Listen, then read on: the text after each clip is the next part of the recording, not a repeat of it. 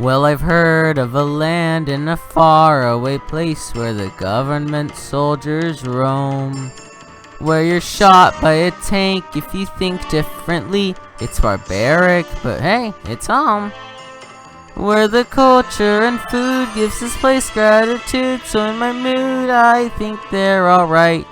Come on down, stop on by, board an airplane and fly to another Northeast Asian night. Northeast Asian nights, like Northeast Asian days. More often than not, we're real cold or hot in a lot of good ways. Northeast Asian nights, Northeast Asian lifestyle. There's things to enjoy, like sauce made with soy, so come stay a while. Alright, that was fun. On with the review. Hey dogs, this is Isaac Carthy here, and welcome back to Isaac Reviews 2021. So, you might be wondering why I did that song at the beginning of this review. Well, let me tell you. Wish Dragon is Aladdin, but in China rather than the Middle East. There, that's the movie. Cue the end card.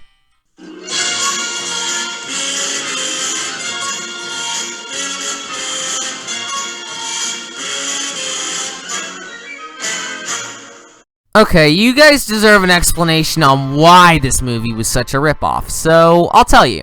Now let's get started. So this film is, as previously mentioned, set in China, where a guy named Din lives with his family with a harsh mother who constantly wants him to succeed in school. Oh goody, racial stereotypes. Where one day after his job, he gets a hold of a teapot with a magical dragon genie inside of it who promises to grant Din 3 wishes to change both their lives. Well, now that I got the plot aside, now it's time for the juicy part of this steak. The plagiarism. I guess I should point this out, but this film legitimately has some of the most blatant plagiarism I've seen in an animated film since another Sony animation film released almost 4 years prior. Wow, 4 years. I feel old. So let's look at some examples of when Wish Dragon copied Aladdin and tried to pass it off as its own thing.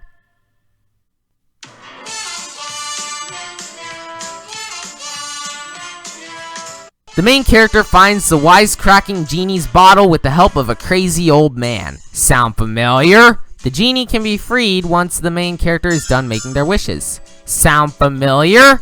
The main character uses one of his wishes to get out of a difficult situation. Sound familiar? The main character uses his genie to help him get out of a certain location he doesn't want to be in. Sound familiar? The main character wishes to be some type of prince. Sound familiar? The genie is worried that the main character's love interest will discover that he's a fraud. Sound familiar? The villain gets the ability to turn things gold by touching them, but that same ability kills him. Sound familiar in the context of one of the straight-to-DVD sequels? The main character uses his last wish to help another person. Sound the slightest bit familiar? My voice sounded a bit weird there, but I'm still reading the script though, so that's weird. I guess my brain's just munching on a bit of Taco Bell.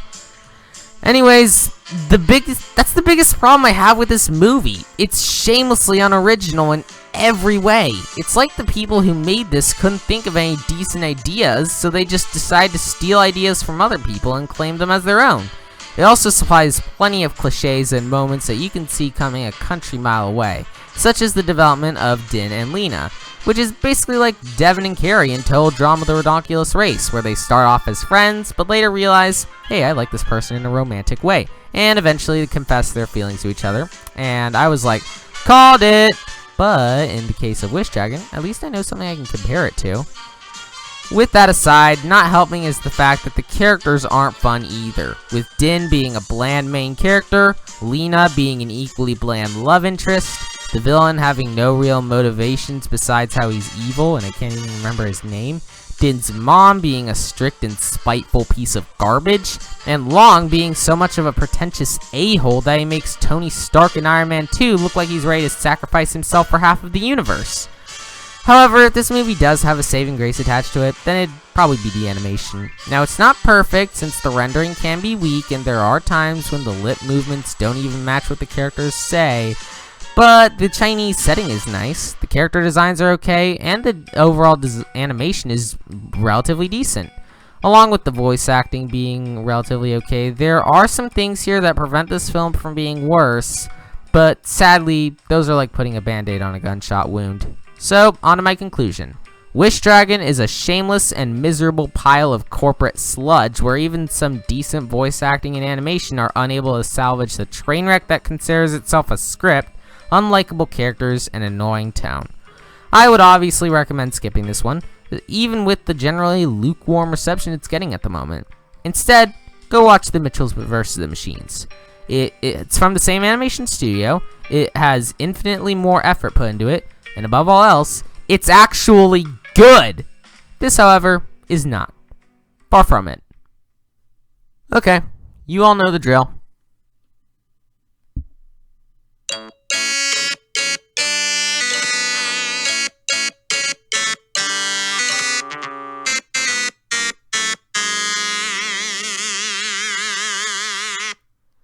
And there you have it, my review for Wish Dragon, the worst animated film of 2021. Currently. It might be dethroned at some point, who knows? Probably. Join me next time when we review another movie from Sony, Peter Rabbit 2. Although I wonder why Sony Animation couldn't produce this one like they did the first. Probably because Wish Dragon is also from Sony Animation and they both came out on the same day. Whatever. Sony Animation should just learn to space their releases apart a little bit. But anyways, Peter Rabbit 2 is our next review. That rhymes. I already saw it in theaters and it's better than I thought it'd be, but it's still not very good. Anyways, that's all for this episode of Isaac Reviews. Thank you all so much for watching, and if you like this video, then please consider subscribing to my channel, and also there's some other social media links in the description, so if you could follow those, then that would be fantastic. But please just subscribe. We're so close to 1,000 subscribers, and I really want to get there, so subscribe. Yeah, thanks for watching, everyone. Bye!